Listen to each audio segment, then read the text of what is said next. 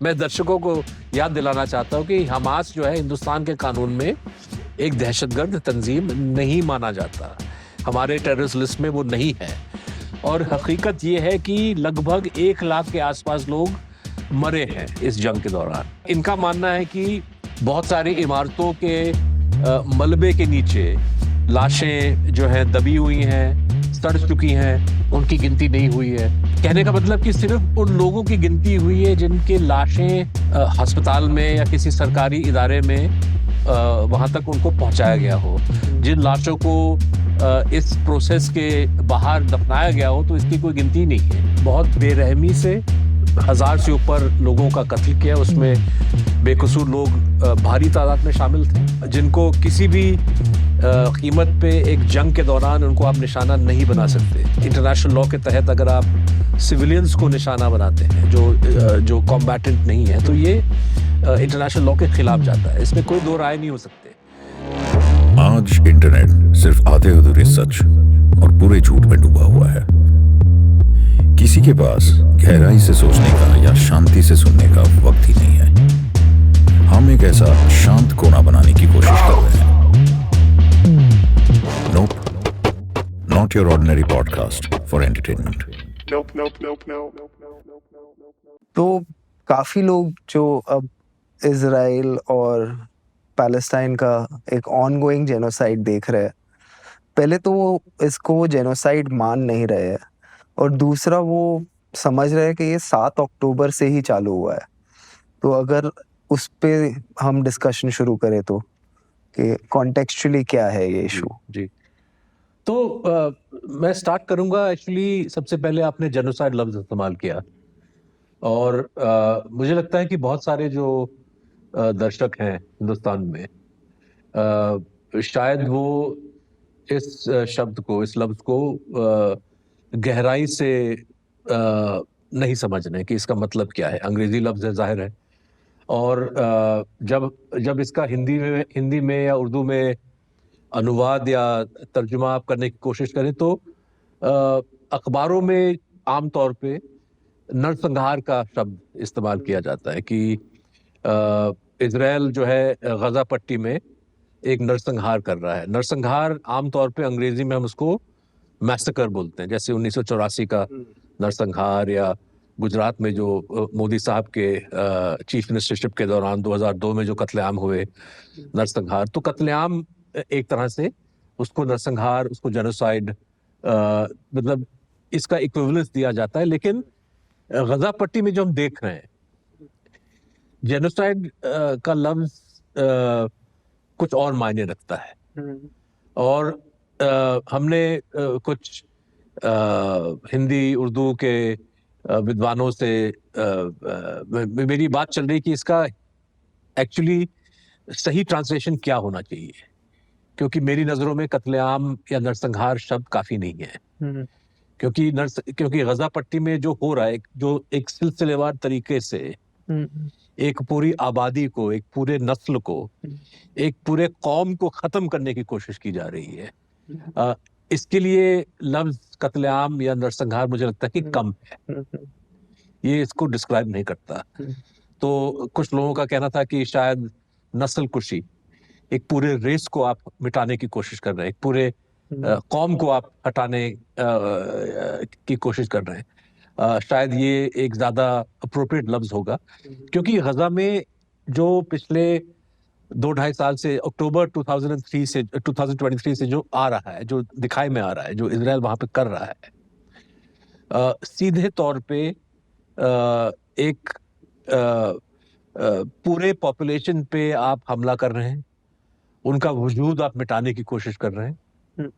और ये एक नई, मतलब कि अभी तक जो इजराइल फिलिस्तीन के बारे में दुनिया भर में जो राय बनी हुई थी वो ये कि भाई इजराइल फिलिस्तीनी लोगों की सेल्फ डिटर्मिनेशन राइट्स, मतलब उनकी अपनी एक नेशन, एक स्टेट चलाने का जो हक है, उसको इजराइल दबाने की कोशिश कर रहा है, उनकी जमीन को हड़प लेने की कोशिश कर रहा है।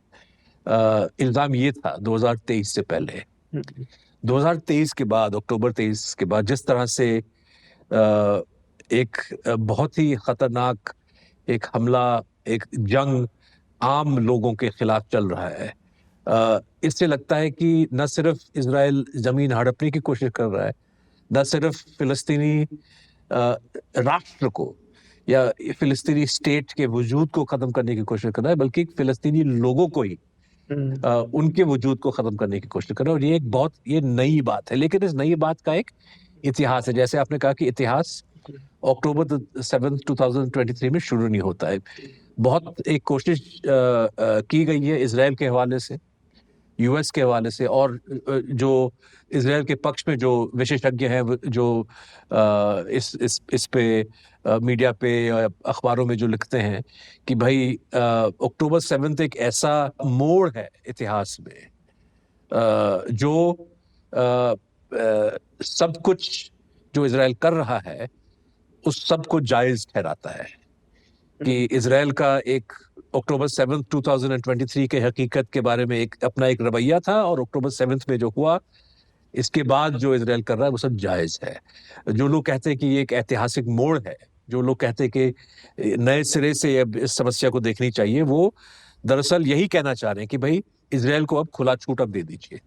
अगर आपको जरा सी आपत्ति है, अगर आपको बुरा लग रहा है कि वहां पे बेकसूर लोगों को मारा जा रहा है, बच्चों को मारा जा रहा है, वहां पे लोगों को स्टारवेशन के कगार पे खड़ा किया गया, तो आप ज्यादा आपत्ति ना करें, क्योंकि इजराइल के हाथ बंधे हुए हैं। इजराइल के आगे और कोई ऑप्शन नहीं है, क्योंकि नए सिरे से एक नया सिचुएशन जो है वो पैदा किया गया। लेकिन हकीकत क्या है? हकीकत यह है कि अक्टूबर 7 में जो हुआ, हमास और इस्लामिक जिहाद के जो है मिलिटेंट्स कह लीजिए, जो भी आप कह लीजिए, इजराइल उनको टेररिस्ट कहता है। वैसे यूएन एजेंसीज में जो एक टेररिस्ट ऑर्गेनाइजेशंस का जो लिस्ट है उसमें हमास शामिल नहीं है। तो दुनिया भर में ये अग्रीमेंट नहीं है कि हमास एक टेररिस्ट ऑर्गेनाइजेशन। हिंदुस्तान में फॉर एग्जांपल, हिंदुस्तान में हमास, हिंदुस्तान की सरकार हमास को एक आतंकवादी संगठन नहीं मानती। गवर्नमेंट कुछ भी कहे, मोदी साहब कुछ भी कहे, विशेषज्ञ कुछ भी कहे, लेकिन भारत सरकार के टेररिज्म लिस्ट में हमास का नाम शामिल नहीं है, हिजबुल्लाह का नाम शामिल नहीं है। तो हमास, इस्लामिक जिहाद के जो मिलिटेंट्स हैं, इन्होंने गजा पट्टी से निकल के इजराइल के कुछ इलाकों में हमला किया। और इस बात को भी मानना जरूरी है कि बहुत बेरहमी से 1000 से ऊपर लोगों का कत्ल किया। उसमें बेकसूर लोग भारी तादाद में शामिल थे, जिनको किसी भी कीमत पे एक जंग के दौरान उनको आप निशाना नहीं बना सकते। इंटरनेशनल लॉ के तहत अगर आप सिविलियंस को निशाना बनाते हैं जो कॉम्बैटेंट नहीं है, तो ये इंटरनेशनल लॉ के खिलाफ जाता है। इसमें कोई दो राय नहीं हो सकते। आप अपने आप को फ्रीडम फाइटर कह लें, कुछ भी कह लें, लेकिन लॉ, मोरालिटी, मजहब, किसी भी जो भी आपका मापदंड है, वो आपको छूट नहीं देता कि आप बच्चों पे हमला करें, बेकसूर लोगों पे हमला करें, लोगों को किडनैप करें, जिस तरह से उन्होंने किया। लेकिन ये सब जो है उन्होंने, हमास की लीडरशिप ने इसको किया, और मतलब भारी तादाद में इजरायलियों को मारा गया। शायद इससे पहले कोई ऐसा इंसिडेंट नहीं था जहां पे इतनी भारी तादाद में इजरायली शहरियों को, इजरायली नागरिकों को निशाना बनाया गया। ये एक नई बात थी। और उसके बाद जो है वो गजा पट्टी लौट आए, और ये बात लगभग तय था कि इजराइल का एक रिस्पांस आएगा। और रिस्पांस भी एक बहुत क्योंकि 2023 से पहले शायद 2014 में, 2016 में, 17 में इजराइल ने गजा पट्टी पे बेतहाशा जो है बॉम्ब्स गिराए हैं, मिसाइल्स गिराए हैं। ये पहला मौका नहीं था जहां पे इजराइल गजा पे हमला करने वाला था। लेकिन हर किसी ने अनुमान लगाना शुरू किया कि इजराइल का जो रिस्पांस होगा वो बहुत ही एक वायलेंट रिस्पांस होगा, बहुत ही एक सिवियर रिस्पांस होगा। और इजराइल के नेताओं ने भी कहा कि हम कुछ ना कुछ अभी करेंगे। और हॉस्टेजेस को छुड़वाने की बात, इसको बहाना बनाते हुए जो है इजराइल ने फौरी तौर पे कार्रवाई हमास के खिलाफ शुरू में, लेकिन धीरे धीरे ये जो इजराइल का जो जंग है हमास से बढ़ के ये पूरा जो है गाजा पट्टी के जो निवासी हैं उन सबको निशाना बनाया। अब रही बात इतिहास की, तो सवाल ये उठता है कि भाई इजराइल और फिलिस्तीनियों के बीच में ये खाई क्यों है, ये जंग क्यों है? इजराइल मतलब गजा अगर फिलिस्तीनी जमीन है और वहां के रहने वाले फिलिस्तीनी लोग हैं, तो इन पे इजराइल का क्या अधिकार है, ये सवाल उठता है। अलग जो फिलिस्तीनी इलाके हैं जैसे वेस्ट बैंक जो एरिया है, अगर आप नक्शा देखें इजराइल का, जो इजराइल क्लेम करता है, वैसे मजे की बात तो यह है कि इजराइल दुनिया में शायद पहला मुल्क है और शायद दुनिया में अकेला मुल्क है जिसका एक ऑफिशियल मैप नहीं है। मतलब हिंदुस्तान का अगर आप पूछें कि भाई आप हिंदुस्तान के प्रधानमंत्री से पूछें कि भाई देश का नक्शा दिखाइए, तो बड़ी आसानी से आपको नक्शा दिखा सकते हैं। ये अलग बात है कि कुछ इलाके हैं जो चाइना के कब्जे में हैं, कुछ इलाके पाकिस्तान के कब्जे में, लेकिन हमारी अपनी परिभाषा, हमारा जो अपना डेफिनेशन है मैप का, वो तो है। सिमिलरली फ्रांस के पास है, इजिप्ट के पास है। दुनिया का कोई ऐसा मुल्क नहीं है जहां पे उनका एक ऑफिशियल मैप मौजूद नहीं है, भले ही वो मैप में आपके पड़ोसियों के साथ झगड़ा हो या ना हो। तो चीन के मैप में वो हमारी जमीन को क्लेम करते हैं। जैसे अरुणाचल प्रदेश जो है वो कहते हैं कि दक्षिणी तिब्बत है। कश्मीर, जम्मू कश्मीर का जो अक्साई चीन इलाका है, चीन क्लेम करता है कि हमारी जमीन है। हम नहीं मानते उसको। हमारे नक्शे में अक्साई चीन हिंदुस्तान का हिस्सा है। चीनी नक्शों में अक्साई चीन उन्होंने चीन का हिस्सा बना दिया।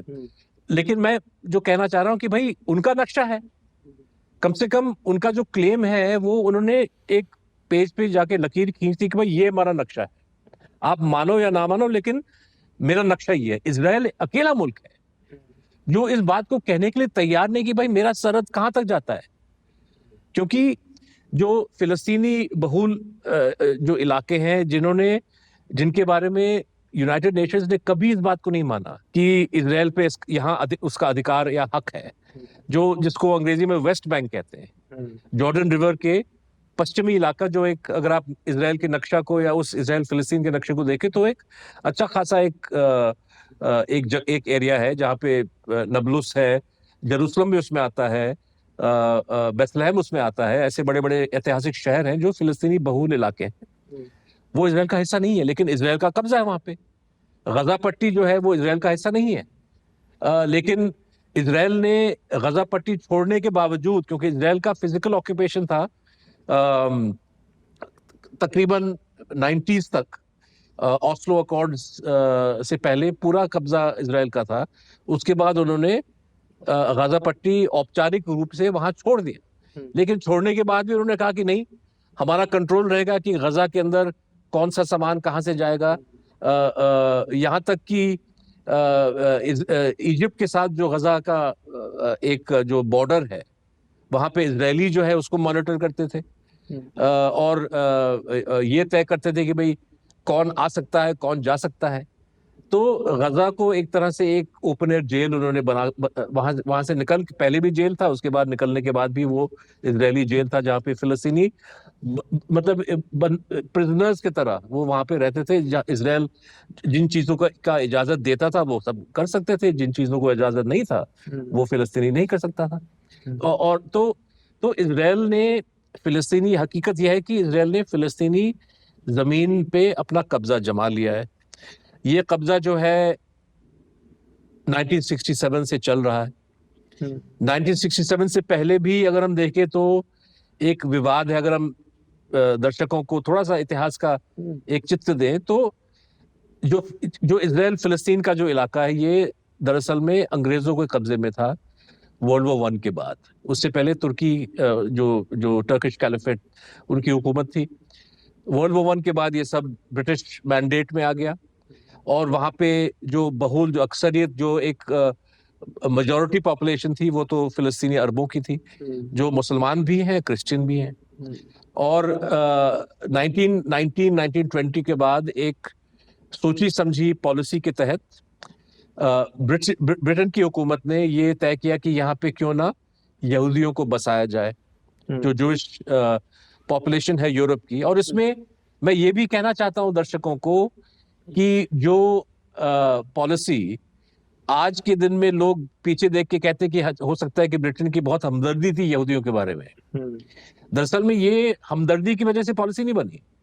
वो चाहते थे कि यूरोप से यहूदियों को निकाला जाए, और जब नाज़ियों ने यहूदियों को निशाना बनाया और यहूदी जो वहाँ की जो जूइश पॉपुलेशन थी, जर्मनी की, ऑस्ट्रिया की, पोलैंड की, जहाँ जहाँ नाज़ी जो है वहाँ पे हमलावर बन के जहाँ पे उन्होंने कब्जा जमा लिया, तो यहूदियों के खिलाफ जब उनकी पॉलिसी शुरू हुई तो यहूदी जाहिर है कि वहाँ से अपने आप को बचाने के लिए निकलना चाह रहे थे।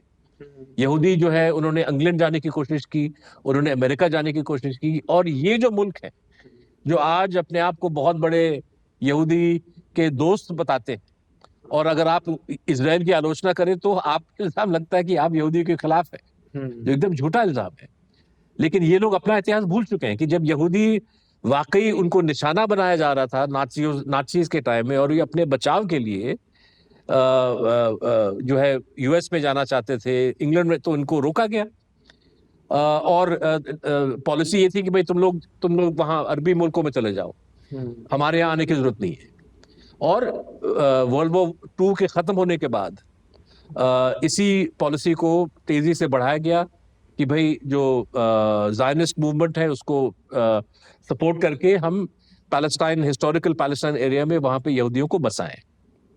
तो वर्ल्ड वॉर 2 के बाद काफ़ी तेज़ी से जूइश रेफ्यूजीज जो नाज़ी कंसंट्रेशन कैंप से, उनके किलिंग मशीन से जो अपने आप को बचा पाए, वो लोग धीरे धीरे फिलिस्तीनी इलाकों में सेटल होते गए।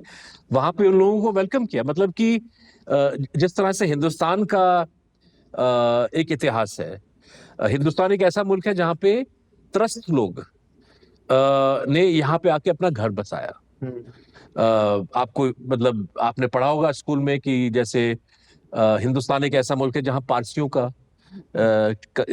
का ठीक ठाक यहाँ पे आबादी है। पारसी जब ईरान से उनको निकलना पड़ा तो ज़ोरोआस्ट्रियन मजहब के मानने वाले लोग हिंदुस्तान में आके बसे, उनको यहाँ जगह दी गई, उनको पनाह दिया गया।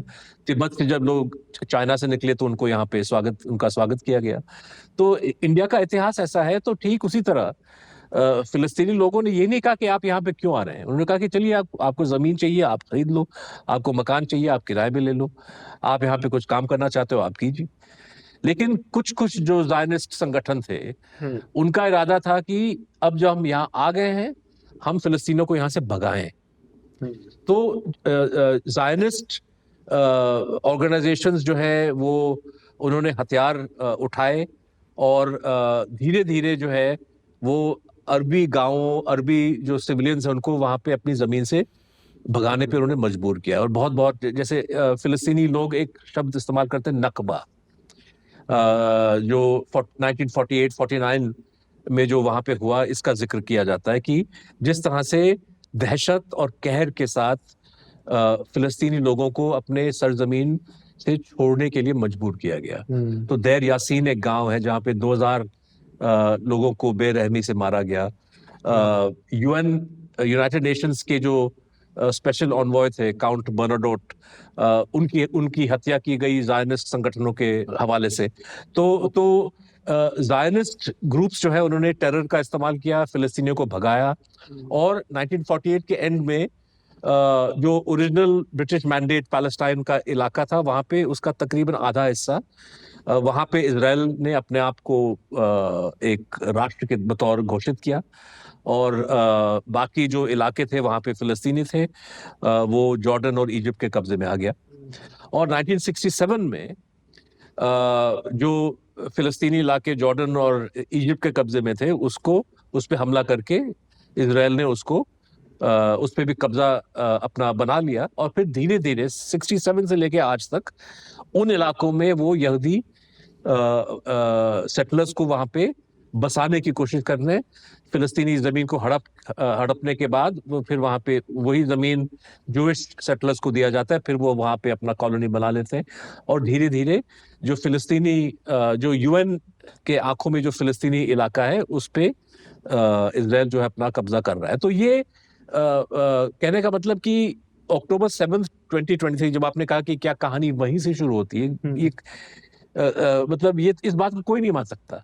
कहानी तो 1948 से शुरू होती है या उससे पहले अब 1918 से शुरू होती है।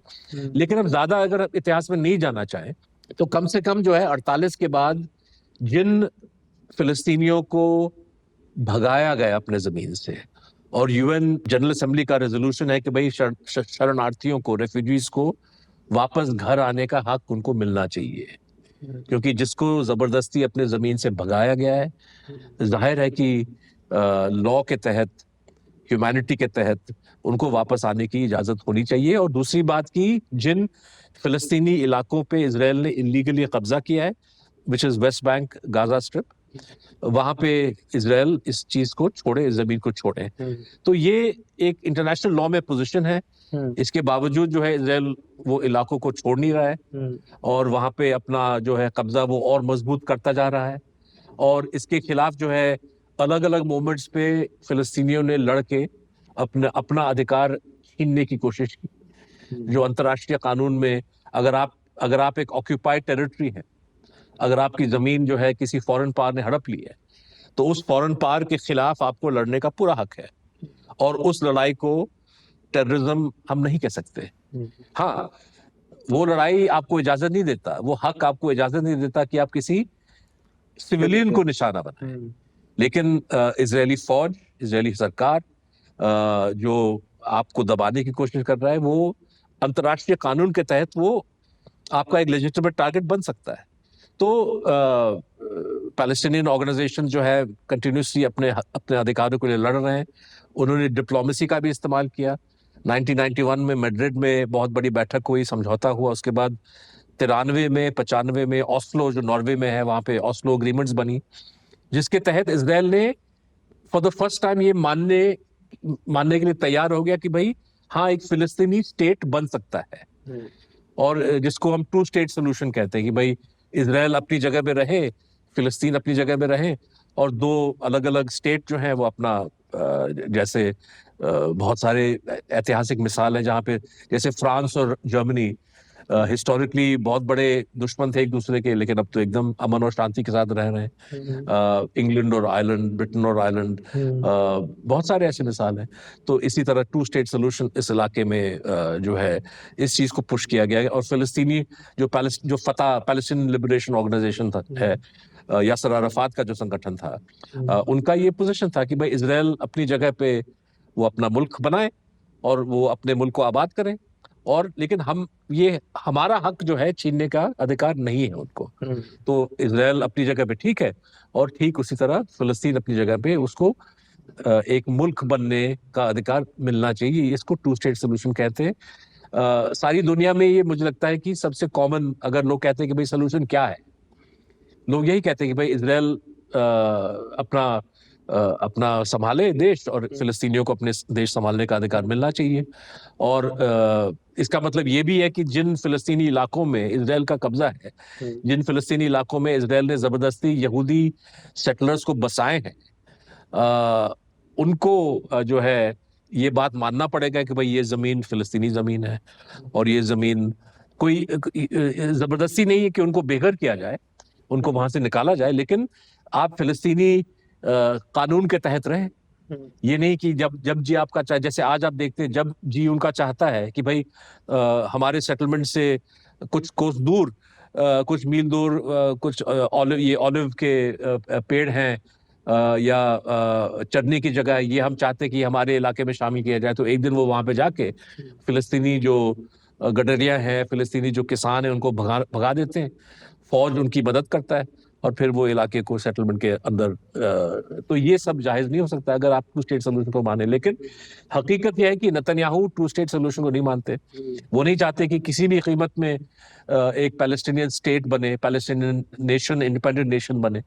और इस नेतन्याहू की पॉलिसी के खिलाफ फिलिस्तीनियों ने संघर्ष जो है कभी छोड़ा नहीं, और हमेशा उनका कहना था कि भाई हमको एक मुल्क बनने का अधिकार, एक स्टेट बनाने का अधिकार हमारा है, कोई छीन नहीं सकता, और अगर आप जबरदस्ती वो छीनने की कोशिश करेंगे तो हम आपसे लड़ेंगे।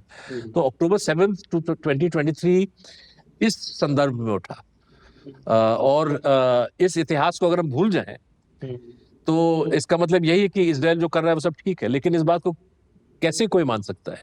और हमने कहा कि भाई जो नस्ल कुशी, जो जेनोसाइड, जो लफ्ज आपने इस्तेमाल किया, कि इतना मतलब हमेशा जब जेनोसाइड होता है, जैसे 45 में जब दुनिया ने कहा कि भाई 6 मिलियन जूस को हिटलर ने खत्म किया, और जेनोसाइड लफ्ज पहली दफा इंटरनेशनल लॉ के कॉन्टेक्स्ट में यूज किया गया। रिचर्ड लेम्किन ने उस टर्म का इजाद किया और उसको यूज किया गया, और ये माना गया कि भाई जेनोसाइड जो जो जुर्म है, ये जो क्राइम है, इस चीज को दुनिया कभी टॉलरेट नहीं करेगा। और उसके बाद कुछ एपिसोड्स हुए, जैसे रवांडा में जो है टुट्सीज के खिलाफ एक नस्ल कुशी वक्त गुजरा, और भी एक दो मेरा मानना है कि जिस तरह से पाकिस्तान ने बंगालियों को निशाना बनाया 71 में, तो जेनोसाइड लफ्ज इस्तेमाल किया गया। लेकिन आज हमारे अहद में, हमारी ईरा में जो हम देख रहे हैं कि जिस सिलसिलेवार तरीके से इजराइल फिलिस्तीनी नागरिकों पे हमला कर रहा है, उनके स्कूलों के खिलाफ, उनके अस्पतालों के खिलाफ, डॉक्टरों के खिलाफ, पत्रकारों के खिलाफ, कोई नहीं कह सकता कि इजराइल एक महज एक जंग लड़ रहा है। इजराइल का जंग का मतलब इजराइल की नजरों में आज यही है कि फिलिस्तीनियों का जो है आप नामो निशान मिटाइए, ताकि वो गजा पट्टी छोड़ दें और ये इलाका जो है दोबारा इजराइल के कब्जे में आ जाए, एक ऐसे हालात में जहां पे फिलिस्तीनी न रहे। तो ये अनफॉर्चुनेटली हकीकत है, और दुनिया भर में मुझे लगता है कि लोग इस बात को अब लोगों की आंखें खुल चुकी हैं, और लोग इसको समझ रहे हैं। बड़े बड़े प्रदर्शन हो, जैसे स्पेन में हमने देखा, यूके में, अमेरिका में बहुत बड़े प्रदर्शन, प्रोटेस्ट चल रहे हैं। बहुत सारे ऐसे देश हैं जिन्होंने कहा कि अब हमारी पॉलिसी ये रहेगी कि हम फिलिस्तीन को रिकग्नाइज करेंगे डिप्लोमेटिकली, जो पहले उन्होंने नहीं किया। तो मेरा मानना है कि इजराइल की ये पॉलिसी चल नहीं सकती, उनको इससे इजराइल अपने आप को सुरक्षित नहीं बनाएगा। लेकिन जो एक नस्ल कुशी, जो जेनोसाइड हो रहा है, इसको रोकने मुझे लगता है कि बहुत अर्जेंट रिक्वायरमेंट है, क्योंकि हर रोज 100 से ऊपर फिलिस्तीनियों को मारा जा रहा है, और इस पे रोक लगाना मुझे लगता है कि दुनिया भर में कोई ज्यादा अर्जेंट काम, कोई भी सवाल इतना अर्जेंट नहीं जितना कि ये। एक चीज जो मैं आपसे पूछना चाहूंगा, विच इज 7 अक्टूबर को जो हुआ और उसके अलावा जो फेक न्यूज भी फैलाई गई, कैसे कोई ये सोच सकता है कि ये एक प्रोपोर्शनेट रिस्पॉन्स है? क्योंकि आप देखें उन्होंने कितने लोग हमास के हैं जिनको उन्होंने लड़के खत्म किया, वर्सेस सिटीजन्स जो अनार्म्ड, हॉस्पिटल से लेके बच्चों से लेके जो भी उन्होंने किया। ये दुनिया क्यों समझ रही है कि ये एक प्रोपोर्शनेट रिस्पॉन्स है? मुझे लगता है कि दुनिया में जो लोग इस बात को मानते हैं उनकी संख्या घट रही है। और अगर हम सरकारों, हुकूमत, मतलब गवर्नमेंट्स की भी बात करें, तो आप देखिए कि यूएन जनरल असेंबली में जो वोट्स हैं, यूएस है, इजराइल जाहिर है, उसको जो है कुछ मुल्क हैं जैसे आपका ये अर्जेंटीना हो गया, जो जहाँ पे बहुत राइट विंग गवर्नमेंट्स हैं, वो अमेरिका के साथ है। मैं कहूँगा कि 7, 8 या 10, 12 ममालिक से देशों से ज्यादा ऐसे गवर्नमेंट्स हैं जो, मतलब इससे ज्यादा नहीं है गवर्नमेंट्स जो इजरायली रिस्पांस को प्रोपोर्शनेट मानते हैं कि भाई। और अगर हम, आपने फेक न्यूज का जिक्र किया, तो फेक न्यूज, सबसे बड़ी फेक न्यूज कौन सी थी? वही कि हमास ने बच्चों के गर्दन काट दिए, बेतहाशा वहां पे जैसे 100 से ऊपर, हजारों की तादाद में औरतों का बलात्कार हुआ। तो ये तमाम जो चीजें हैं, ये तो एक तरह से फेक साबित हुई हैं। और अब बच्चों की गर्दन काटने वाली बात को तो कम से कम ना यूएस में और ना ही इजराइल इस बात को दोहराता है। लेकिन अगर हम इसको मान के भी चले कि हमास ने बेरहमी के साथ बच्चों को मारा, तो इजराइल को कहां से हक मिलता है कि आप बेरहमी से बच्चों को मारें? भाई कानून जो है इस चीज को थोड़ी रिकग्नाइज करता है, जो जैसे कुछ कल्चर्स में है आई फॉर एन आई, लेकिन वहां पे ये भी कहा गया कि भाई I for an I makes the whole world blind. अगर हम उस बात को भी माने कि भाई जो किया उसने तो वो मैं करूंगा, लेकिन कहने का मतलब कि अब जो वीडियोस आ रहे हैं, जो फोटोज आ रहे हैं, कि अब सही मात्रा में खुराक खाना जो है किसी को नहीं मिल रहा है। बच्चों की वो तस्वीरें जो लग रहा है कि एकदम फैमिन के दौर से गुजर रहे हैं। और मैं उन पत्रकारों को भी देख रहा हूँ, मतलब कि कुछ ऐसे बहादुर पत्रकार हैं जो अल जजीरा के, जो 2.5 साल से मुश्किल से मुश्किल हालात में वो कवरेज दे रहे हैं, बम्स गिर रहे हैं, मिसाइल्स गिर रही हैं, लेकिन फिर भी वो एक तरह से विवरण दे रहे हैं दुनिया को। और मैं देख रहा हूँ कि भाई यार, ये लड़का जो 2.5 साल पहले काफी तंदुरुस्त या ठीक ठाक लग रहा था, अब मैं देख रहा हूँ कि उसके होंठ जो हैं वो उसके गाल जो हैं वो संकन हो गए, आदमी पतला हो गया है। और ये मतलब आप देख सकते हैं कि एक सिस्टमैटिक तरीके से लोगों को स्टार्व किया जा रहा है। अब देखिए, इजराइल के अखबारों में, जैसे हारेट्स नाम का अखबार है, आमतौर पे आप और हम और दुनिया भर में जो आंकड़ा बताया जाता है वो ये कि इजराइल ने 57 से 60 हजार तक लोगों को मारा है। हारेट्स का कहना है कि ये 60 हजार का जो नंबर है ये भी एक अंडर एस्टिमेट है, और हकीकत ये है कि लगभग 1 लाख के आसपास लोग मरे हैं इस जंग के दौरान। इनका मानना है कि बहुत सारी इमारतों के मलबे के नीचे लाशें जो हैं दबी हुई हैं, सड़ चुकी हैं, उनकी गिनती नहीं हुई है। बहुत सारे परिवार हैं जहां पे एक ही बंदा बचा और उन्होंने जाके चुपचाप अपने परिवार वालों को दफनाया। कहने का मतलब कि सिर्फ उन लोगों की गिनती हुई है जिनके लाशें अस्पताल में या किसी सरकारी इदारे में वहां तक उनको पहुंचाया गया हो। जिन लाशों को इस प्रोसेस के बाहर दफनाया गया हो तो इसकी कोई गिनती नहीं है। तो हारेट्स ने 100,000 कैजुअलिटी फिगर्स का जिक्र किया है। और एक और उसी रिपोर्ट में एक और दिलचस्प बात थी कि उन्होंने कहा कि हमने इजरायली सरकार से पूछा कि भाई आप कितना कहते हैं, जैसे आपका भी कोई आंकड़ा होगा, क्योंकि इजराइल का हमेशा कहना है कि नहीं, ये 50-60 हजार नहीं है, इससे आधे लोग मरे हैं और इनमें से जो है अधिकांश लोग हमास के लड़ाकू हैं।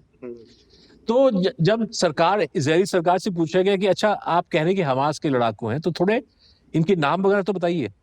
अगर आप इतने कॉन्फिडेंस के साथ कह रहे हैं कि भाई जिनको हमने मारा है वो हमास के मिलिटेंट हैं, हमास के टेररिस्ट हैं, इसका मतलब कि उन लोगों की शनाख्त, उन लोगों की आइडेंटिटी, पहचान आपके पास है। तो पहचान अगर है तो नाम बताइए। तो जब नामों का टैबुलेशन किया गया तो पता चला कि मुश्किल से 1500-1600 नाम ही जो है इजराइल दे पाया है। तो और जाहिर है कि ये भी इस बात का गवाह है कि 2023 से पहले जो लोग गहराई से गजा पट्टी को स्टडी करते थे या हमास को स्टडी करते थे, उनका यही मानना था कि भाई 2-2.5 हजार इनके जो आर्म्ड काडर हैं वो 2-2.5 हजार के आसपास है, 3-4-5 हजार से ज्यादा नहीं है इन लोगों के लोग। तो अगर 60 हजार लोग मर चुके हैं, या अगर हम हारेट्स के नंबर को माने कि 1 लाख लोग मर चुके हैं, तो जाहिर है कि अधिकांश, वास्ट मेजॉरिटी, ये इनका हमास से कोई लेना देना नहीं। और इस पे हमको आश्चर्य भी नहीं होना चाहिए, क्योंकि अब मैं जिक्र करना चाहता हूँ इंटरनेशनल कोर्ट ऑफ जस्टिस का, जो हमारे दर्शक अच्छी तरह जानते हैं कि साउथ अफ्रीका ने जब आईसीजे में एक केस फाइल किया ये इल्जाम लगा के कि गजा पट्टी में इजराइल नस्ल कुशी कर रहा है, जेनोसाइड कर रहा है।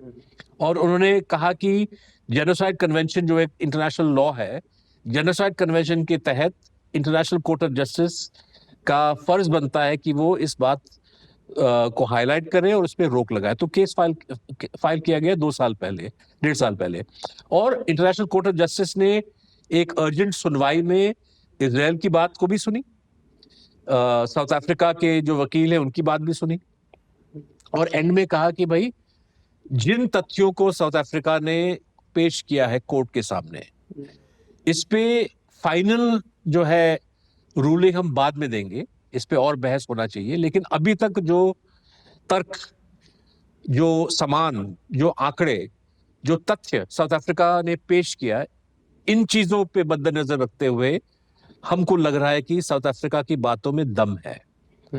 उन्होंने ये नहीं कहा कि Israel is guilty of genocide, लेकिन उन्होंने कहा कि जिन फैक्ट्स को साउथ अफ्रीका ने पेश किया, इससे लगता है कि साउथ अफ्रीका की बातों में वजन है।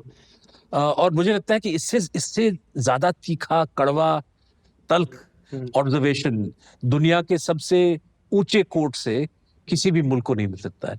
और इजराइल के बारे में उन्होंने ये कहा, तो जेनोसाइड चार्ज जो है, एक तरह से आईसीजे ने कहा कि इस चार्ज में दम है।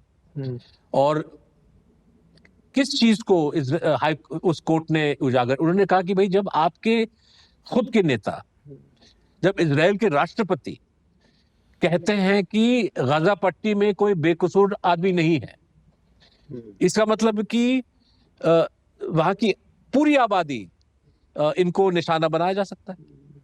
जब अंतर्राष्ट्रीय कानून ये कहता है कि आप नॉन कॉम्बैटेंट को निशाना नहीं बना सकते, इसी की वजह से मैंने प्रोग्राम के शुरुआत में कहा कि जो हमास ने जो इजरायली नागरिकों को टारगेट किया, ये नाजायज था। किसी भी हालत में इस चीज को सही नहीं कह सकते। ये एक क्राइम था, ये एक वॉर क्राइम था। ठीक उसी लॉजिक के चलते इजराइल के प्रेसिडेंट जब कहते हैं कि गजा पट्टी में बेकसूर कोई नहीं है, जब इजराइल के डिफेंस मिनिस्टर कहते हैं कि एक भी बूंद पानी, एक भी कतरा जो है अनाज का हम घुसने नहीं देंगे, इसका मतलब क्या है? इसका मतलब कि आप आम शहरी को निशाना, आप कह रहे हैं कि भाई ये मरे ना मरे मुझसे कोई मतलब नहीं। तो ये नस्ल खुशी नहीं तो और क्या है? मतलब अगर सीज फायर हो भी गया, उनका best case is like staying in apartheid kind of situation. मतलब कि दैट रिमाइंड्स मी कि इसके पैरेलल में, क्योंकि ये तो गजा पट्टी की अभी तक हम बात कर रहे हैं, जो वेस्ट बैंक इलाका है, और एक लंबे अरसे से चलता हुआ केस था जहां पे आईसीजे इसी कोर्ट से पूछा गया कि भाई ये जो इजराइल ने कब्जा जमा लिया है, क्या ये जायज है कि नहीं है? और यूएन के अलग अलग वोट्स हैं, रेजोल्यूशंस हैं जो कहता है कि ये चीज नाजायज है। लेकिन पिछले साल इंटरनेशनल कोर्ट ऑफ जस्टिस ने एक रूलिंग में साफ शब्दों में कहा कि Israeli occupation of Palestinian territories is illegal and it must and soon. और वहां पे कोर्ट के सामने जो अपार्थाइड लफ्ज आपने पेश किया, वहां पे इस चीज का जो है सबूत दिया गया कोर्ट के सामने कि किस तरह से एक, मतलब अपार्थाइड का क्या मतलब है कि आपके पास दो कानून हैं अलग अलग लोगों के लिए। जैसे साउथ अफ्रीका में जो वहां के जो गोरे थे, उनके लिए जो अच्छे स्कूल, अच्छे रोड, इतने सारे अधिकार, और जो वहां के जो अफ्रीकन नेटिव्स थे, जो इंडियन बहुल लोग थे, उनके लिए अधिकार बिल्कुल नहीं। Second hand citizenship, exactly. तो वही चीज जैसे अगर हम अनडिवाइडेड पैलेस्टाइन की बारे में बात करें, इजराइल प्लस वेस्ट बैंक, अगर आप एक फिलिस्तीनी शख्स हैं तो एक शहर से दूसरा शहर आप विदाउट परमिट दिखा के और इतने सारे चेक पोस्ट क्रॉस करके आप नहीं जा सकते। अगर आप इजरायली हैं तो आप गाड़ी में बैठ के पूरे देश का भ्रमण कर लें, कोई आपको रोकेगा नहीं। बहुत सारी ऐसी और चीजें हैं। इजराइल के तहत, इजराइल के अंदर तकरीबन 20% पॉपुलेशन इजराइल का फिलिस्तीनी बहुल लोग हैं, अरब लोग हैं, मुस्लिम है, क्रिश्चियन है, 20% ऑफ इजराइल पॉपुलेशन। लेकिन अधिकार सिर्फ इजराइल के यहूदी सिटीजन्स को मिलता है कि अगर वो किसी विदेशी औरत से शादी करें या किसी विदेशी नागरिक से शादी करें, तो वो विदेशी नागरिक जो है फौरी तौर पे वो इजराइल आ सकता है। लेकिन अगर आप फिलिस्तीनी अरब ओरिजिन इजरायली सिटीजन है तो ये अधिकार आपको नहीं मिलता है। तो ये सब अपार्थाइड नहीं है तो और क्या है? और बहुत सारे ऐसे मिसाल है। तो मतलब इजराइल एक ऐसा मुल्क है जो जेनोसाइड कर रहा है गजा में, जिसकी जो एक दूसरे लोगों की जमीन पे कब्जा जमा के बैठा हुआ है, जो एक अपार्थाइड सिस्टम चला रहा है, और दुनिया इस मुल्क को रोकने के लिए कुछ नहीं कर पा रहा है। मतलब ये मुझे लगता है कि 100 साल के या 50-100 साल के बाद आप और हम जैसे लोग हैरानी के साथ एक दूसरे से पूछेंगे कि ऐसे कैसे हो सकता। जैसे आज एक तरह से हम लोग पूछते हैं कि यार नाज़ीज़ ने 6 मिलियन जूस कैसे उन्होंने कैसे दुनिया ने उनको रोका क्यों नहीं? और ये कैसे मुमकिन था? और जर्मन लोग चुप क्यों रहे? जब जर्मनी के लोगों ने देखा 33 के बाद जिस तरह से यहूदियों को निशाना बनाया जा रहा था, उन्होंने हिटलर को क्यों नहीं रोका? जब ब्रिटेन, मतलब कि फ्रांस, ब्रिटेन, यूएसए, वो देख रहे हैं 35, 36, 37, 38, 40, 41 में कि किस तरह से हिटलर यहूदियों के खिलाफ अपना जो है उनका जेनोसाइड हो रहा है, उन्होंने रोका क्यों नहीं? और हम हैरानगी से एक दूसरे से ये सवाल पूछते हैं। मुझे लगता है कि 30 साल बाद, 50 साल बाद आप और हम जैसे लोग इस घटना के बारे में उसी एक तरह से गुस्से के साथ, उसी मिस्ट्री के साथ, उसी एंगर के साथ कहेंगे भी ऐसा कैसे मुमकिन हुआ, लेकिन ये हो रहा है, हमारी आंखों के सामने हो रहा है। और दूसरी बात कुणाल, मैं आपसे कहना चाहूंगा कि जब हिटलर अपना कर रहा था जेनोसाइड, कॉन्सेंट्रेशन कैंप्स में यहूदियों को मार रहा था, तो उन दिनों सोशल मीडिया नहीं था, कैमरा नहीं था, वीडियो नहीं था। उन चीजों की जो तस्वीरें थी तभी सामने आई जब रूसी रेड आर्मी ने आउटशविट्स कैंप को लिबरेट किया। जब रेड आर्मी ने आउटशविट्स में जाके नाजियों को वहां से भगाया, तो पहली दफा जो है वो ऐसे जो है दिल को दहलाने वाली तस्वीरें निकल आई, लाशों के ढेर, लाश, जिंदा लाश जैसा इंसान, वहां का जो कैदी था जिसको कोई खाना नहीं मिल रहा था, वो तस्वीरें तब निकल के आई। और फिर लोगों ने कहा कि अरे ये कैसे हुआ। लेकिन हमारे पास वो बहाना नहीं है, वो तस्वीरें डे 1 से आ रही हैं हमारे पास। उस अस्पताल का जहां पे जिनके डॉक्टरों को मारा गया, उन स्कूलों का जहां स्कूली बच्चों को निशाना बनाया गया, उन घरों का जहां पे सैकड़ों परिवारों को एक ही मिसाइल के जरिए खत्म कर दिया गया, उन भूखे बच्चों का, ये हम रोज टीवी पे देख रहे हैं, रोज हमारे फोन पे वो वीडियो आ रहे हैं, और इसको रोकने के लिए हम एकदम कुछ नहीं कर पा रहे हैं। और मुझे लगता है कि इससे ज्यादा ट्रॉमेटिक, दुख भरी और मतलब हमारे जनरेशन के लिए एक ज्यादा डिस्गस्टिंग बात, मतलब ये शर्मनाक बात और नहीं हो सकती कि हम इसको रोक नहीं पा रहे हैं। लास्ट चीज जो मुझे लगता है हम डिस्कस कर सकते हैं इस पे, कि इंडिया की जो फॉरेन पॉलिसी रही है, जैसे जितना मैं जानता हूँ, Atal Bihari Vajpayee government also was a supporter of Palestine, and India broadly has been towards the peaceful two-state solution. तो अगर आप बताएं कि इंडिया की ये फॉरेन पॉलिसी क्यों बदल रही है और कैसे? आपने वाजपेयी जी का जिक्र किया। मैं उन दिनों कुणाल, मैं रिपोर्टर था टाइम्स ऑफ इंडिया में। मुझे अच्छी तरह याद है कि सिल्वान शलोम नाम का एक डिप्टी प्राइम मिनिस्टर था इजराइल का, जो इजराइल, उनकी अपनी अंदरूनी पॉलिटिक्स थी, और एक ऐसा मौका निकला जहां पे उसको लगा कि मैं इजराइल का पीएम बन सकता हूँ। काफी राइट विंग और खराब किस्म का आदमी था। तो वो हिंदुस्तान आया, उसके जहन में एक एजेंडा था कि हम वाजपेयी सरकार को कन्विंस करें कि हमास और हिजबुल्लाह को आतंकवादी संगठन घोषित करें। तब तक हिंदुस्तान का पॉलिसी ये नहीं था कि ये, मतलब पॉलिसी था कि भाई हमास और हिजबुल्लाह ये तो these are not terrorist organisation, ठीक है। और साथ साथ तो सिल्वान शलोम यहाँ पे आए, और उनकी मुलाकात हुई जसवंत सिंह से, वाजपेयी से, और वहां पे उन्होंने तर्क रखा। तो इस बात को जो है लोगों ने माना नहीं, सरकार ने इस बात को माना नहीं है। तो और दूसरी बात कि वो ये उन दिनों भारत लाइन ऑफ कंट्रोल में फेंसिंग कर रहा था, ताकि जो टेररिस्ट इन्फिल्ट्रेट करते हैं पाकिस्तान साइड से इंडियन साइड में, उन पे एक तरह से रोक लगाया जाए। तो ठीक उन्हीं दिन, मतलब उन दिनों इजराइल एक बहुत बड़ा दीवार खड़ा कर रहा था to block of the West Bank and from Israel. और ये जो दीवार है, इस दीवार को वो फिलिस्तीनी जमीन पे बना रहा था। फिलिस्तीनी लोगों की जमीन जो है और ज्यादा मात्रा में हड़पी जा रही थी। तो सिल्वान शलोम साहब का कहना था कि भाई ठीक उसी तरह जिस तरह हिंदुस्तान ने ये फेंसिंग किया है सरहद में, ठीक उसी तरह हम अपनी दीवार बना रहे हैं। ये कहने का मतलब कि क्योंकि भारत कश्मीर के अंदर एक प्रॉब्लम, समस्या से जूझ रहा था, तो आप हमारे साथ हमदर्दी दिखाइए। तो वाजपेयी की सरकार ने इस बात को नकारा कि भाई फिलिस्तीन को कश्मीर से कंपेयर मत कीजिए। फिलिस्तीन जो है ये ऑक्यूपाइड टेरिटरी है, जो इंटरनेशनल लॉ के तहत इस बात को माना गया है। और आप दीवार बना रहे हैं, आप उनकी जमीन पे बना रहे हो। अगर आपने बनाना है, आप अपनी जमीन पे बनाइए। भारत का जो फेंस है, हम लाइन ऑफ कंट्रोल की उस साइड में जाके थोड़ी बना रहे हैं। तो और हमास और जो है हिजबुल्लाह, तब भी वाजपेयी सरकार ने इस बात को माना नहीं। और आज भी मैं दर्शकों को याद दिलाना चाहता हूं कि हमास जो है हिंदुस्तान के कानून में एक दहशतगर्द तंजीम नहीं माना जाता, हमारे टेररिस्ट लिस्ट में वो नहीं है।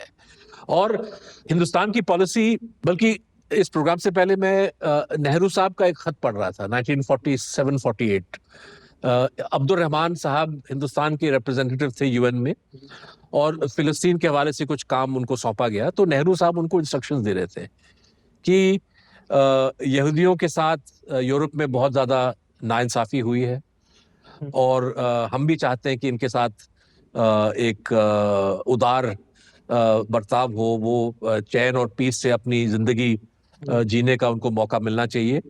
और उन्होंने कहा कि लेकिन फिलिस्तीन में अरब लोग भी हैं, वो उनकी ज़मीन है, और उनके राय के खिलाफ कुछ नहीं होना चाहिए। और उन्होंने कहा कि शायद एक सलूशन ऐसा है कि फिलिस्तीनी जो इलाका है वहाँ पे यहूदी इज़राइल अपनी एक जगह छोटी सी बना ले जहाँ पे वो लोग अपना रह ले ज़िंदगी, लेकिन जो भी होता है वो अरब लोगों के मतलब जो है उनके ये उनका अपना फैसला होना चाहिए, और अरबों पे फिलिस्तीनियों पे कोई चीज़ थोपी नहीं जानी चाहिए। ये हिंदुस्तान का 47-48 से पोजीशन रहा है। और जब इज़राइल ने फिलिस्तीनी वेस्ट बैंक और गाजा पट्टी पे कब्जा किया 67 में, तो हिंदुस्तान ने इसकी मुखालफत की। हिंदुस्तान ने PLO, पैलेस्टाइन लिबरेशन ऑर्गेनाइजेशन को रिकग्नाइज किया। उनका दफ्तर था दिल्ली में, शायद 70s के दशक के बाद दिल्ली में। मुझे अभी भी याद है कि हमारे स्कूल, दिल्ली पब्लिक स्कूल के बगल वाले मोहल्ले में उसको कहते थे सुंदर नगर, वहाँ पे PLO का दफ्तर होता था, और यासर अराफात दिल्ली आते थे, इंदिरा गांधी के साथ अच्छी मुलाकात होती थी, और हिंदुस्तान पैलेस्टाइन फ्रीडम के पक्ष में एक ऐसा मुल्क माना जाता था। हाँ, 1991 नरसिम्हा राव के सरकार बनने के बाद हिंदुस्तान ने इजराइल के साथ डिप्लोमेटिक रिलेशंस बनाए। बहुत सारे ऐसे मुल्क थे जिन्होंने इजराइल के साथ कूटनीतिक ताल्लुकात, और मुझे लगता है कि चलिए दुनिया भर में बहुत सारे ऐसे देश हैं जिनकी नीति के साथ आप सहमत नहीं हैं, लेकिन आप उनके साथ रिश्ता तो बनाते हैं। जैसे ब्रिटेन ने मॉरिशस की डिएगो गार्सिया पे कब्जा किया था, जो एक जजीरा है, एक आइलैंड है इंडियन ओशन में, और हिंदुस्तान जो है वो हिंदुस्तान ने मॉरिशस का साइड लिया कि भाई डिएगो गार्सिया को लौटाना, Britain has no right to occupy Diego Garcia. लेकिन इसका मतलब ये नहीं था कि हम ब्रिटेन के साथ हम अपने ताल्लुकात खराब करें या ताल्लुकात रोक दें। तो चलिए, नरसिम्हा राव ने डिप्लोमेटिक रिलेशंस शुरू किए, तिजारती रिश्ते भी, ट्रेड रिलेशंस शुरू हुए, डिफेंस रिलेशंस शुरू हुए, बहुत सारे। तो एक तरह से हिंदुस्तान ने अपने आप को एक ऐसे पोजीशन में डाल दिया जहां पे, क्योंकि आपने इजराइल के साथ रिश्ता बना लिया, तो आप उस रिश्ते को इस्तेमाल करते हुए आप एक पॉजिटिव फैक्टर बन सकते थे कि जब आपका दोस्त, जब आपका मुल्क, जिस मुल्क के साथ आपका रिश्ता है, अगर ये कोई इलीगल चीज कर रहा हो, कोई गलत चीज कर रहा हो, तो बतौर एक दोस्त आप उनसे कहिए कि भाई ये मत करो। और क्योंकि आपके साथ आपका एक करीबी रिश्ता है, आपकी एम्बेसी है, आपके प्रधानमंत्री आते हैं, उनके प्रधानमंत्री यहाँ आते हैं, तो एक तरह से ये करीबी रिश्ता आपको एक अधिकार देता है कि आप अपने दोस्त से कुछ कहें। लेकिन हिंदुस्तान ने इस अपनी पोजीशन को इस तरह से यूज नहीं किया। और खास तौर पे जो मोदी सरकार है, हम देख रहे हैं कि 2014 के बाद कुछ चीजें हैं, यूनाइटेड नेशंस की वोट्स हैं, वहां पे हल्का हल्का सा एक चेंज नजर आया। हालांकि आज भी भारत ये कहता है कि हम 2 स्टेट सोल्यूशन के फेवर में है, मतलब कि फिलिस्तीन इजराइल शुड, लेकिन खुल के भारत जो है ये इस मांग को नहीं उठाता है कि इजराइल जो ऑक्यूपाइड टेरिटरीज है इसको छोड़ दे।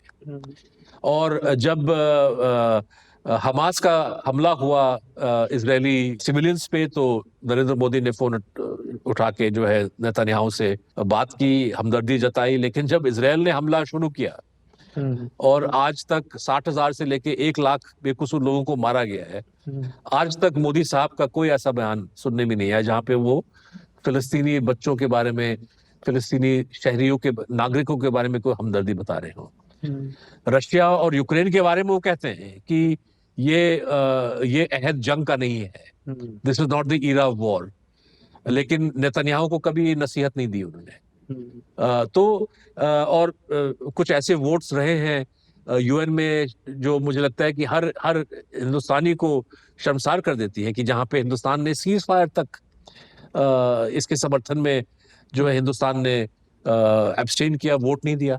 कि भाई एक जंग चल रहा है, आपके प्रधानमंत्री कह रहे हैं कि ये जंग का अहद नहीं है, जंग का इरा नहीं है, तो फिर सीज फायर से आपको क्या हर्ज है? लेकिन आज भी जो है हिंदुस्तान एक अजीबोगरीब सिचुएशन में है, जहां पे वो इजराइल के खिलाफ कुछ बोलना ही नहीं चाहता। तो ये जो और मैं ये भी दर्शकों को कहना चाहूंगा कि अंतर्राष्ट्रीय कोर्ट ऑफ जस्टिस ये कह रहा है कि नस्ल कुशी, जेनोसाइड का एक जो चार्ज साउथ अफ्रीका ने उठाया है, इस चार्ज में वजन है। एक तरह से वो चेतावनी दे रहा है सारी दुनिया को कि भाई खुदा ना खास्ता आप ऐसा कोई कदम मत उठाएं जहां पे आप उस जेनोसाइड के समर्थन में कुछ करें। आप इजराइल कहने का मतलब कि, और बाद में फिर स्पष्ट शब्दों में आईसीजे ने कहा, क्योंकि निकरागुआ ने जर्मनी के खिलाफ एक केस फाइल किया कि भाई आप जर्मनी जो है इजराइल को हथियार बेच रहा है। तो वहां हालांकि टेक्निकल ग्राउंड्स पे आईसीजे ने निकरागुअन पिटिशन को खारिज किया, लेकिन साथ साथ स्पष्ट शब्दों में आईसीजे ने कहा कि भाई हर मुल्क का फर्ज बनता है कि ऐसे सिचुएशन में जहां पे जेनोसाइड या वॉर क्राइम्स की स्थिति बन चुकी है, आप कोई ऐसा काम न करें जहां जिससे उस सिचुएशन को एग्रीवेट किया जाए। लेकिन हिंदुस्तान क्या कर रहा है? वायर में हमने 3 या 4 ऐसे लेख छापे जहां पे हमने डॉक्यूमेंट किया है कि अडानी ग्रुप वो जो है अपने हैदराबाद फैक्ट्री से इजराइल को ड्रोन बेच रहा है। एक पब्लिक सेक्टर कंपनी है munitions India limited. Munitions India limited जो है वो एक्सप्लोजिव मटेरियल जो है इजराइल को बेच रहा है। एक और प्राइवेट कंपनी है, वो उनको परमानेंट एक्सप्लोजिव्स बेचने के लिए, और भारत सरकार ने इस पे कोई रोक नहीं। भारत सरकार ने बकायदा लाइसेंस जारी किया है। और आप बताइए कि जहां पे आप कहते हैं कि आप फिलिस्तीनी सेल्फ डिटर्मिनेशन के फेवर में हैं, आप कह रहे हैं कि आप 2 स्टेट सोल्यूशन के फेवर में हैं, आपके प्रधानमंत्री कहते हैं कि ये जंग का इरा नहीं है, लेकिन आप फिर भी हथियार बेच रहे हैं। आपको लग रहा है कि हम बेचना ही चाहते हैं। कम से कम आप ये तो कह दो इजराइल को कि हमको एक आश्वासन दीजिए कि ये गजा पट्टी के बेकसूर लोगों के खिलाफ तो इस्तेमाल नहीं करोगे आप। एक आप हमको ऐलान दीजिए, एक हमको एफिडेविट दीजिए। इस पे जो है भारत सरकार कुछ नहीं कह रहा है। शायद 4 या 5 ऐसे देश हैं, दुनिया में 200 मुल्क हैं, और इनमें से 4 या 5 ही ऐसे देश हैं जो आज के खतरनाक परिस्थितियों के बावजूद इजराइल को हथियार बेच रहे हैं। यूएस है, ब्रिटेन है, और शायद जर्मनी कुछ बेच रहा है, हिंदुस्तान कुछ बेच रहा है। और ये मतलब हम अपने आप को कहते हैं कि हम लीडर ऑफ ग्लोबल साउथ हैं, लेकिन लीडर ऑफ ग्लोबल साउथ तो साउथ अफ्रीका ने अपने आप को साबित किया आईसीजे में जाके केस फाइल करने पे, और उस केस पे जो है भारत कुछ नहीं कहना चाहता। तो मुझे लगता है कि मोदी सरकार का ये जो रवैया है, ये एक और मिसाल है जहां पे ये हम पूरी तरह से अमेरिका के दबाव में आ गए हैं। मोदी साहब 56 इंच छाती का ऐलान करते हैं, कहते हैं कि जी हमारा इंडिपेंडेंट फॉरेन पॉलिसी है, लेकिन आप जो है पूरी तरह से आपने इजराइल के पक्ष में आप मैदान में उतरा है, क्योंकि आप अच्छी तरह जानते हैं कि अमेरिका यही चाहता है, तो भारत के लोग कुछ और चाहते हैं। और मैं एक और चीज कहना चाहूंगा कि ये जो सपोर्ट मोदी साहब नेतन्याहू को दे रहे हैं, इसकी कीमत जो है आम हिंदुस्तानी भी इसको झेल रहा है। क्यों? कि श्रीनगर में, दिल्ली में, अलग अलग शहरों में जब लोग प्रो पैलेस्टाइन प्रदर्शन करने की कोशिश करते हैं तो उनके खिलाफ केस फाइल होता है। आप यूं समझिए कि दिल्ली जैसे शहर में आज तक कोई बड़ा रैली जो है कोई निकाल नहीं पाया पैलेस्टाइन के फेवर में। तो ये मुझे लगता है कि इतना चेंज आ गया है भारत के पॉलिसी में, और ये मोदी साहब, मैं समझता हूं कि कहीं ना कहीं इनको भी भारत की जनता को जवाब देना पड़ेगा कि भाई ऐतिहासिक जो हमारा एक पोजीशन रहा in favour of justice, in favour of humanity, in favour of the right of people of Palestine to self determination, आपने इस पोजीशन को क्यों चेंज किया? और आज जब जेनोसाइड का डॉक्यूमेंटेशन इतना हो गया है, अब आज भी जो है हथियार क्यों बेच रहे हैं इजराइल को? मोदी साहब जरा बताएं। लेकिन पार्लियामेंट में ना कोई पूछ पाएगा, मीडिया में कोई नहीं पूछ पाएगा उनसे, तो मुझे लगता है कि वो जवाब भी कोई उनसे ले नहीं पाएगा। और ये अलग बात है कि कोई जवाब भी नहीं होगा उनके पास। एटलीस्ट ये एपिसोड में इसको जेनोसाइड हम बुला सक रहे हैं। अब तक उस पर रोक नहीं है, बट मुझे लगता है आगे जाके शायद वो भी करना मुश्किल हो जाएगा. सो इट्स प्रोबेबली इम्पोर्टेंट कि हम ये डॉक्यूमेंट करें. And thank you so much for your time. I had a great time Thank you. chatting with you. Thank you. Yeah, we'll end clap.